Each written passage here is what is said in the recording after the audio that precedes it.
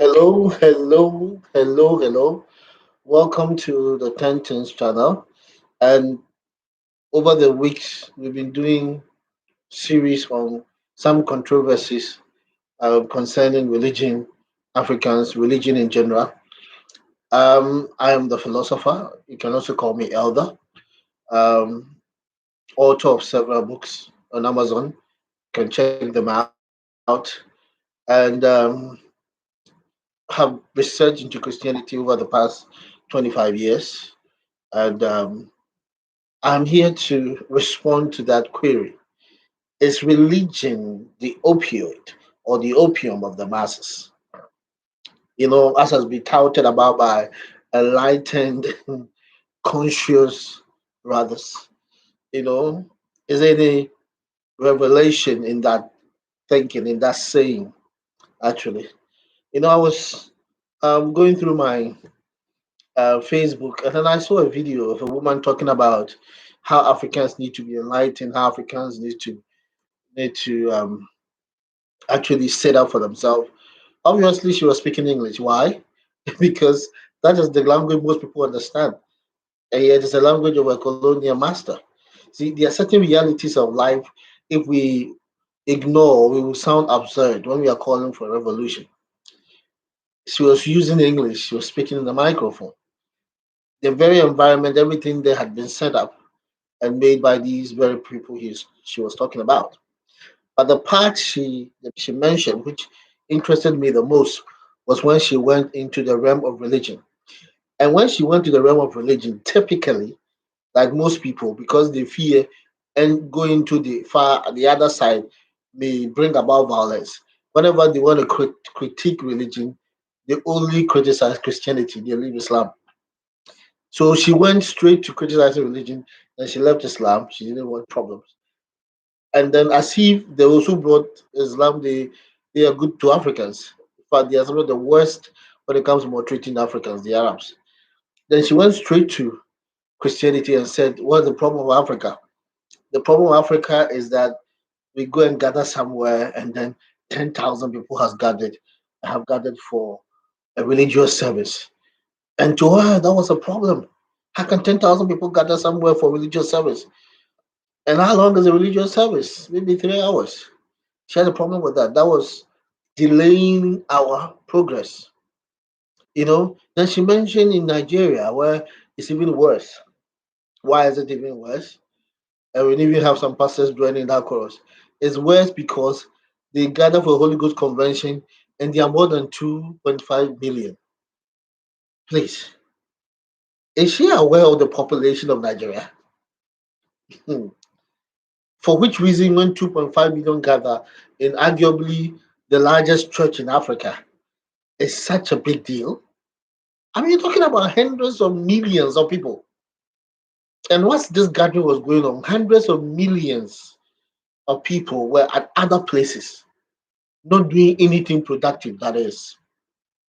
But for her, because they gathered in church to be prepped up, to work hard, to invent things, to be less corrupt, to pursue those things. To her, that time they are spending in church for them to be talked to be model citizens was a waste of time. And that she preferred they would rather spend it in drinking bars and at bottles and at hotels. That would have been a more productive use of the time of the people gathered in church. For her, gathering in church is an unproductive activity. When you are in church, you are wasting your time. The very people who have gone ahead of us were church people. And somebody will say that, well, maybe that's why not don't go to church. Seriously? Even China, they go to church. You know, there's this power with the word of God that helps a nation to develop. Let me shock you. Are you aware that after the 1960s, when America and many of these Western nations stopped going to church weekly, there hasn't been any real invention? They always talk about, iPhone and iPad and iPod and all of those things. They are all, you know, rudimentary technology that was the secret project and the rest that had been taken by people and shaped up. They are innovations, they are not inventions. Somebody said, and I agree, that the internet existed in some form even in the 60s. What we have that came up is it being made to be commercially viable. That was an innovation, not an invention, you know. So the things that have happened after the 1960s, from the 70s coming, the 80s with the sexual revolution, have been innovation, a tweaking of what was already there, making a little better here and there. And the capacity of the human beings to invent has rather gone down. Look at all the things we use in this world, and they basically happened between the 1940s mostly, or 1930s and 1960s. Over a period of just about 30 years, almost everything we have, you know. Imagine, look at the time in the First World War, they went to war with horses. By the time the Second World War came, they were warring with submarines. Look at the 1940s, 50s, 15s, 16s, and just about 15 years later, 1930s, and already there were aircraft carriers, already there were submarines, already there were metallic ship, and this was just a few years down the road. They were fighting with horses. That was the pace of development at the time. I mean, in spite of all that we think about this, and then there's explosion of knowledge and everything. Basically, it's knowledge that was there that has been transferred to the internet. There hasn't been any meaningful change. It's not like there have been release of some medication, some opioids, which has slowed us down. We have rather not been slowed down. And I'm going to come to it why we have been slowed down now, for you to understand that that statement that religion is the opium of the masses has been misquoted, taken out of context, and frankly, most people who say it don't understand it. Now, let me go to the quote, the very quote that people usually quote. And this is by the German philosopher and economist Karl Marx. And that was a book he wrote, which was called a contribution of the critique of Hegel's philosophy of right. And Hegel's philosophy of right, goes into what basically is what we call capitalism, and how to own capital and all of that. And he wanted something else, which was, you know, better, which he thought, and that's what has culminated into Marxism, communism, and socialism, and all of that. Now let's go to the exact quote that he quoted, for which people usually like to quote the end instead of the beginning. Let me read. And you can find this all, you can just Google it and you see that what I'm saying is the truth. He said, religious suffering, this is translated from German to English, religious suffering at one and the same time, the expression of real suffering, a protest against real suffering. Religion is the sigh of the oppressed, the sigh hmm, of the oppressed creature, the heart of a heartless world, and the soul of a soulless condition. It is the opium of the people. So that is the exact quotation. So that quotation meaning the opium of the masses, he actually said of the people, not masses. Actually, because people usually like to use masses because so that the elite will be out. Because obviously, the elite, who is more religious than the elite? The British monarchy, they go to church.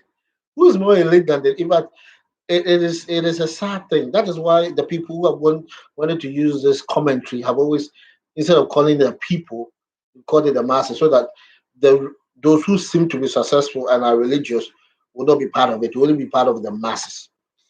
But what is he saying? What exactly is he saying? What he's saying is that the reason we have the laws that protect our rights and the rest, the reason many people forgive when can retaliate, the reason many people do not fight for what should be theirs and let it go, and the reason there's so much temperance and tolerance and the rest is because of religion. Why? Because people have an extra knowledge apart from dog eat dog, apart from survival of the fittest instinct in life. We don't fight over everything because we know that the future is better, because we know that there is a heaven, because we know that we're supposed to be good people. That is all that he was saying. He wasn't saying anything that religion has made people fools. What he's saying, the religion has made us more tolerant of situations that otherwise we will want to fight against. But one thing we must understand is that any revolutionary that fought against a corrupt system ended up instituting a more corrupt system. Because the corrupt system he fought against, he will have to create another system which is also corrupt. And there are people behind him who also see it. So the cycle continues. Saying a system is corrupt is not enough. What do you do about it? Is what is. So now that we all have a sense of God and a sense of somebody who looks over all of us, a sense of judgment after all of these things, it's not everything that you may fight over as religious people. And that is true. Imagine if all your neighbors would do anything to get what you have.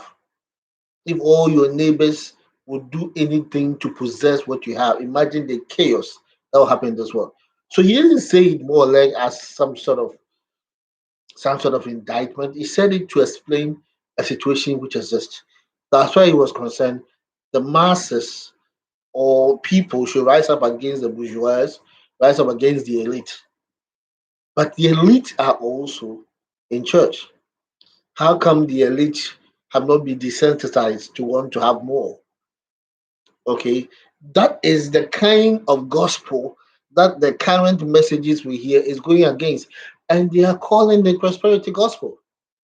When people are being taught to also aspire for greatness, who are also being taught to aspire to do well in life, the kind of gospel Karl Marx is talking about is the one that says that, well, if you are born poor, remain that way and just hope for the sweet by and by. If that is what is being preached in your church, then this message will apply to you. If instead of wanting to apply yourself to hard work, to invention, to knowing more, to be more, you are rather being told that with your righteousness, your goodness on earth is going to give you that goodness after you have died, and allow this dichotomy between the rich and the poor to remain. Don't strive to move ahead. Don't strive to move up the economic ladder. Don't strive to move up the social ladder. Then that is the kind of gospel that any elite will want any people to hear. So obviously, as you know, in Africa, it is the religious that are really getting ahead. So this does not apply.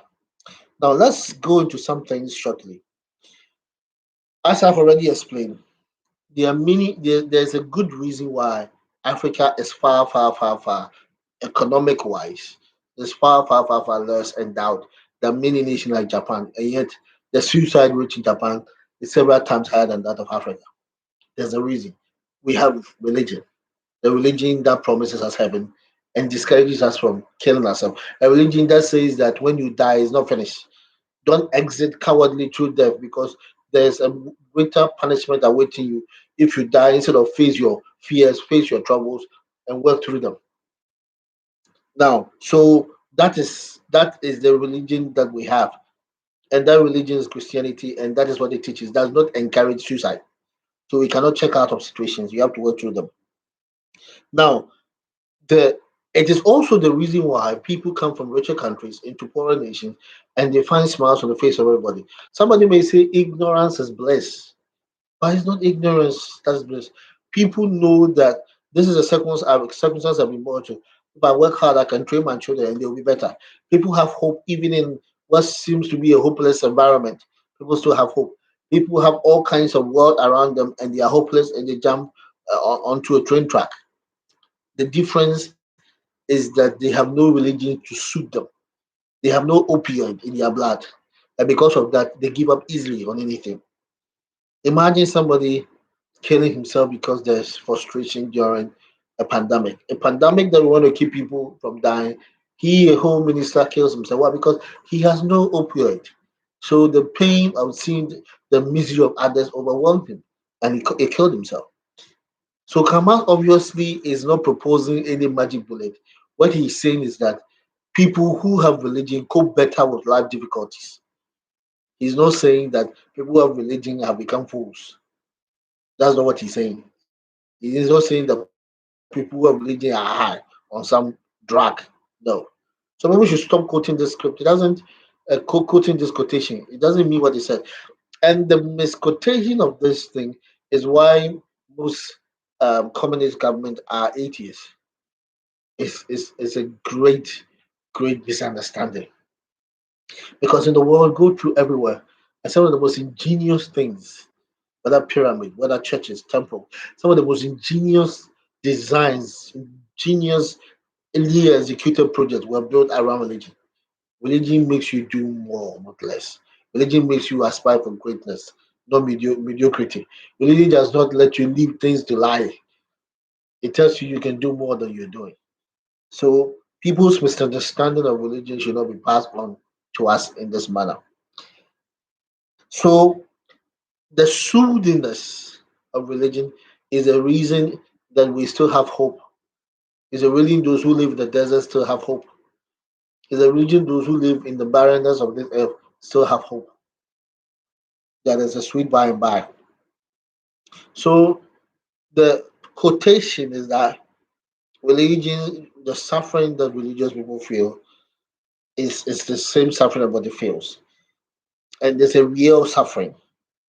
And it's a protest against real suffering. I mean religious, we all feel suffering. And then the religion is what makes us sigh, makes us just take a deep breath. When you look of the oppressed creature, it is what makes the oppressed have hope that one day he'll come out of oppression. The heart of a heartless, without religion, everybody will be heartless. People will be scamming people because they know they have no consequence. So long as you escape the law on earth, that's it. But we know that you cannot escape the law in heaven, you will think twice. And the soul of a soulless condition, things which are all material, money, money, money, money, money. What make people stop and take, you know, and just think about what they're doing is because they have a soul. They think of that eternal consequence of that soul, and they think of that this way of getting money will it satisfy the damnation of my soul. That's what religion does. So it makes people temperate. It makes us stop in our greed.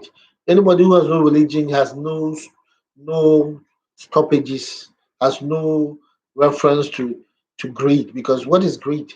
So long as he have what he wants, you must have. But if you think of your soul, you think of the eternal consequence and think of what greed is going to do to your eternal consequence because you have a soul. So is the soul of conditions, and then he ends by saying it is the opium or the opioid of the people, the masses of the people. Thank God for Christianity. Thank God for religion. Otherwise, there will be chaos out there. There will not be nobody will be fighting for religious freedom. Nobody would have fought against slavery and all of those things. Nobody, because the people who were in control. There was no revolt that succeeded in stopping the trade. So they would have continued and profited up to this time. But people developed conscience because they had souls, because they had religion, and they were ready to forgo the profit that was bringing them and become civilized because they feared God. Thank God, religion has not made us fools, but religion has made us conscientious. God bless you for coming here. And please subscribe. We have more things to talk about. Bless you. Subscribe. Hit the notification button. Now,